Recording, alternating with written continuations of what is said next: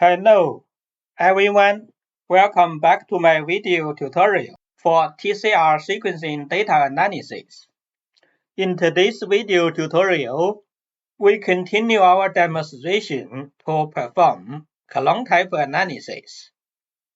To see the clonotype in this dataset, first we can use the clonal expansion function to obtain the clonal expansion data. If we run, you can see it stored the clonal expansion data in the metadata. We can have a look at the metadata. It is in the TCR sequencing data. You can see we have a clonal expansion column in the metadata to show the clonal expansion in different cells. You can see in those cells, the clonotype smaller than or equals 1 means they only have one clonal type. But for example, in this cell, it has more than 2 clonal types. So we obtained the clonal expansion information. Now we can visualize the expanded clonotypes on UMAP. I showed you in my previous videos. We can use the single-cell RNA sequencing data UMAP to plot the clonotypes. Here we are going to make 3 figures. The first figure will show the expression of CD8A gene, because most expanded clonotypes are in the CD8 positive T cells. Then the second figure we are going to show the clonotype expansion, and in the third figure we are going to show the clone ID size. We can make the figure now. You can see we have 3 figures. The first one shows CD8 expression. I showed you before, CD8 expressed in those cell types. And the second figure shows the clonal expansion. You can see if a clone type is smaller than 1 or equals 1, the cells are colored by blue color. For cells have 2 clone types, they are indicated by the yellow color. And for cells have more than clone types, they are in green color. You can see most CD8 positive cells have more than 2 clone types. And in the third figure, it shows the clone ID size. You can see in this cell cluster and this cell cluster, they are CD8 positive T cells. They have the clone size bigger than 10. And this cell cluster has the highest clone types. You can judge it by the yellow color. So we showed the clonal expansion and the clone ID size on the UMAP. Next, we can use the clonal expansion plot function to show the number of cells belonging to an expanded clone type in each cell cluster. And we are going to use a stacked bar plot. Let's run. You can see we generated the stacked bar plot. And the cells are categorized by their cell type. This is the original cell type analyzed by the Nature paper. You can see the y-axis shows the total number of cells in each cell cluster. Then the color indicates the cells in the cell cluster have 1 or more than 1 clone types. You can see blue color is 1, yellow color is 2, green color shows cells have clone types 3 or 4 or 5. If a cell have more than 5 clone type, then they will be colored by red color. Again, you can see here, most CD8 positive cells, they have a high number of clone types. So you can see in this plot, we use the argument normalized as false. If we want to normalize the cluster size, we can use the default settings, because the default settings will be normalized as true. Then we will normalize the data to the cluster size. If we run, you can see now all the bar plot are in the same height. Here the y-axis don't show the cell numbers anymore, it shows the fraction of each clonotype in the cell clusters. Again, you can see the CD8 positive cells have the largest fraction of expanded clonotypes. So we use the clonal expansion plot function.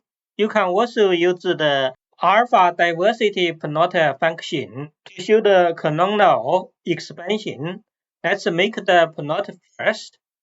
You can see here, cells that have more clonotypes will show lower alpha diversity.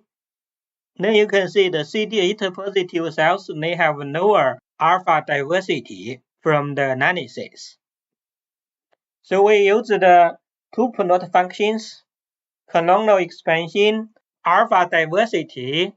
Then we can use another function called group abundance to show the distribution of clonotypes across different cell clusters.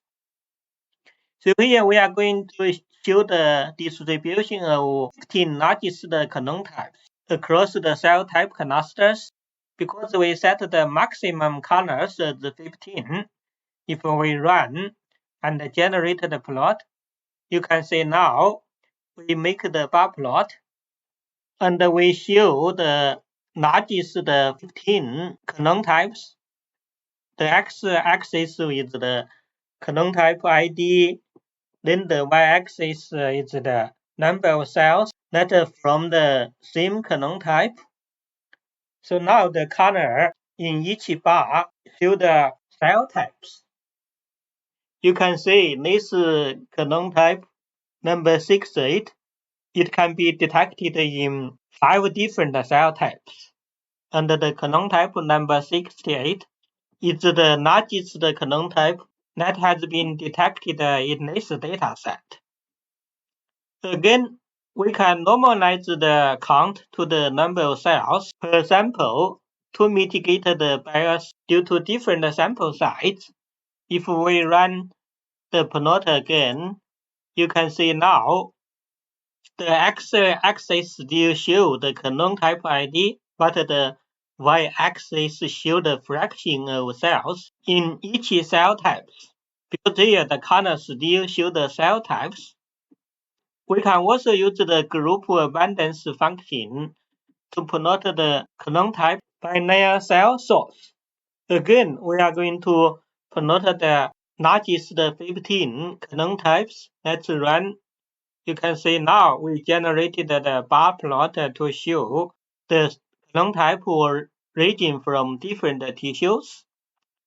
The green color will be tumor, yellow color show the normal adjacent tissue, and the blue color show the clonotypes that have been identified from blood samples. You can see clonotype 68 have been identified in tumor and blood samples, but the clonotype 101, 127 have been identified from all 3 different samples. Then clonotype 161, 14, and 23, they only could be detected in the normal adjacent tissue.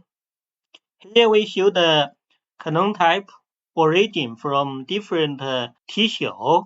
We can also show the clonotype by their patient origin. Then we can set the target color as the patient. Let's run.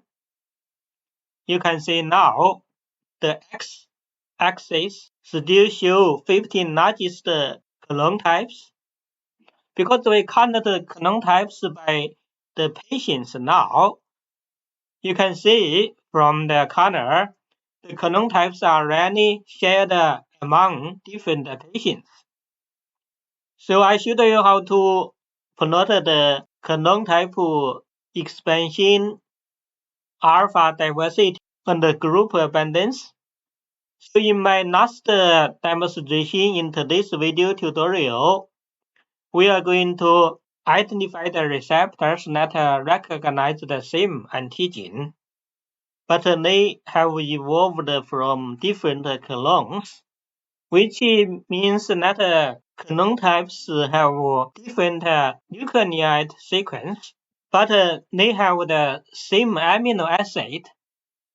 So those clone types, even they are classified as different clone types by their nucleotide sequence, but they can recognize the same antigen because they have the same amino acid sequence in the CDR3 regions.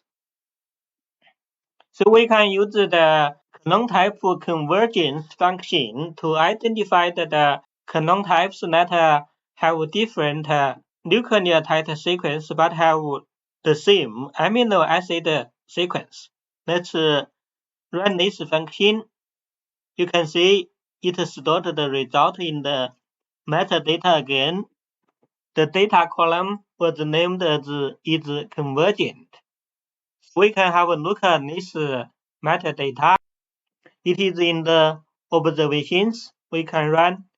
You can see this is the new column that we added into the metadata by above clone type convergence analysis.